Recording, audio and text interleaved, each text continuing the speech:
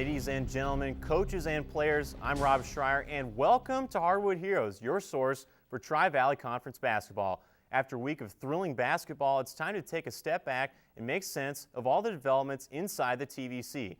Athens entered and exited the week undefeated in the TVC, taking down Nelsonville-York and Wellston to remain perfect in the league. Vinton County took a brief vacation from league play, but came up short against SUAL foe Logan. The Vikes did pick up a conference win against Wellston, keeping them in second place, but Belfry solidified themselves in third with a win over Meigs earlier this week. Also, congratulations to Golden Eagle. Marky Tate scored his 1,000th career point during the game, and Alexander ousted Nelsonville-York in a key conference clash and is still a very dangerous team inside the TVC. But for more on those top dog Athens Bulldogs, we're going to welcome Aaron Laviole to the desk. And Aaron, they beat Nelsonville-York and Wellston this week. Can they keep that momentum into their next game? I think they can. They've only lost one game this season. That was to Jackson. That was their second game of the entire season, and they've managed to keep that momentum going. And I think they really are a team to contend with, and I really believe that's because most of the time, they don't blow teams out. The games are usually a lot closer, and I think that says a lot more about their character and their heart because they have the ability to pull out in tough situations. One example was their game against Logan. And you know, when you have that kind of momentum, you have that kind of heart to really pull out in tough situations, that really shows how they're going to do down the stretch as they get a little bit more tired. And you know, their other stats are a little bit more important than their scoring too, because since they slow the game down, how their possession time really plays a really big importance in their games and their number of rebounds as well. Absolutely, and we'll get more to that game as we thank Aaron for that great information, but we're going to check in on that game, and without further ado, let's get to that game where Mark Pierce and Brad Hawley are live in Athens to bring us up to speed on the red letter game between Athens and Vinton County. Guys, how did it all shake out?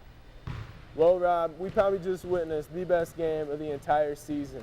Athens Bulldogs pulled out a 58-55 victory over the Vinton County Vikings to remain undefeated in the conference, and everyone was ecstatic for this game. Vinton County, they led for the entire game and controlled the first 30 minutes of the game. How did Athens even stay in it? Frank Ballantor single-handedly kept them in the game throughout the first three quarters. He ended up with 28 points and 12 rebounds. He did this all while Colin Falk was on the bench in foul trouble. But with 2 minutes to go and they're down by 11, Colin Falk stepped up. This kid comes off the bench. He picks up his fourth foul in the third quarter, comes in the fourth quarter, plays the rest of the game with 4 fouls. I'm telling you, this cat, he's as cool as the other side of the pillow because he goes 8 for 8 from the free throw line, especially down the stretch in the clutch. This kid's got ice water in his veins, propels them to another conference victory to remain undefeated in the conference. Exactly. It was a changing of the guard kind of game. Vinton County has won 40 out of the last 41 TVC-Ohio games, but Athens has now beaten them twice this year. They really put down their foot and said, we will not be pushed around by you anymore. No, and now Athens has 5 games left, and they've beaten these 5 teams already this season. I asked Colin, how do they stay focused so they don't get prone to an upset? And he said they don't have to worry about that because they treat every game the same. They're going to come out, they're going to have fun, and they're going to work with each other to get the victory. Well, it was a heck of a game, and we enjoyed it. Back to you, boss. And let's stay with the TVC-Ohio for just a little bit longer as we fast break on the Nelsonville-York Buckeyes. And since the Brown Orange have shot out of a cannon earlier this season, they find themselves on the wrong side of the scoreboard. And in 6 out of their last 8 games, we welcome Maddie Kuhn, who's been covering the Buckeyes all year. And Maddie, what's been their Achilles heel after getting out to such a hot start? The Nelsonville-York boys team, they've been streaky all season, but lately they've been falling faster than Jay Leno's ratings. And the problem is that their earlier losses were close, but that was due to their poor free throw shooting percentage. But now the epidemic has spread to the field. In their recent games against Athens and Alexander, they only managed to shoot 36.5% from the field. And the problem is not getting the ball underneath, but their close shots just aren't falling. And recently they've been matched up against absolute juggernauts like Athens' Frank Ballantor, who had 4 blocks against them, and 6'8" Alexander Spartan Jack Hart, who had 7 blocks against them.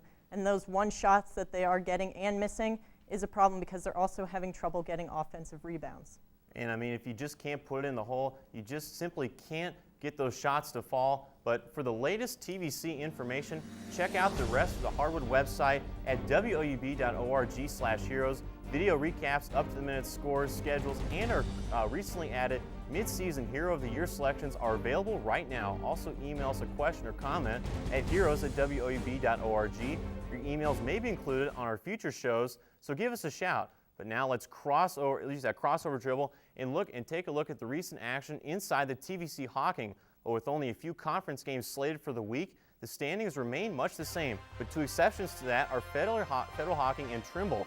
The Lancers exhausted TVC-Ohio foe Belpre in 3 overtimes on Saturday, and Trimble continues to be white hot. Winners of 8 out of their last 9 games. They took down Wahama and Amanda Clear Creek and Wahama this week, but keep in mind, that one loss was to Athens, but we're going to keep it here with Trimble and welcome Carter Rodriguez to the desk. And Carter, the Tomcats, we just mentioned that recent hot streak. What's been the spark for that?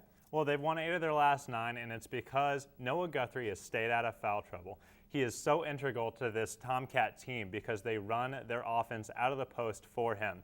And what happens is the defense focuses on him. He opens up shots for the other players, and they really game plan with him on the floor. And defensively, he's their anchor.